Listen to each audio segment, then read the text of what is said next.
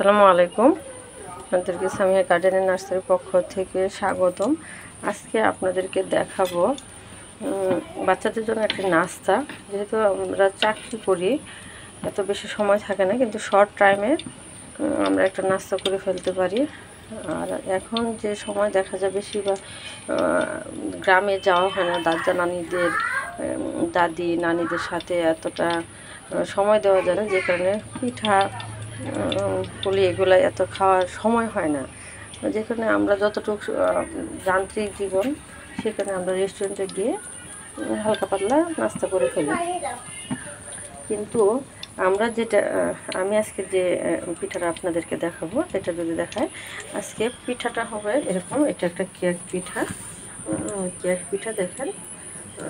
এটা এটা বাচ্চারা অনেক পছন্দ করে, আমার বাচ্চারা, সেই কারণে এটা বানানো হয়েছে। আমার ভাস্তির কাছে এটা খুব পছন্দের একটা নাস্তা, সেই কারণে। আর এই নাস্তাটা করতে যা যা লাগবে আমি তা বলে দিচ্ছি। সেটা হলো, আপনারা এখানে চালের গুঁড়া, আমি এখানে নিয়েছি চালের গুঁড়া প্লাস হালকা আটা নিয়েছি।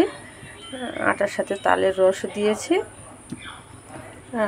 নারকেল দিয়েছি, কলা দিয়েছি। আপনারা যদি ইচ্ছা করেন যে এগুলো দেওয়ার ঘরে নাই, তাহলে সমস্যা নেই, শুধু আটা চিনি দিয়েও করতে পারেন। শুধু আটা চিনি দিয়ে আমি একটু গ্রান হওয়ার জন্য হালকা কালো জিরা দিয়েছি। আমি যা যা দিয়েছি আজকে, আটা, চালের গুঁড়া হালকা, তারপরে কালো জিরা, চিনি, হালকা পরিমাণ লবণ, এবং যেন ভেঙে না যায় সেই কারণে আমি একটা ডিম দিয়েছি এটার ভিতরে, যেটা বাচ্চা পুষ্টিকর, প্লাস আপনার পিঠাটা ভাঙবে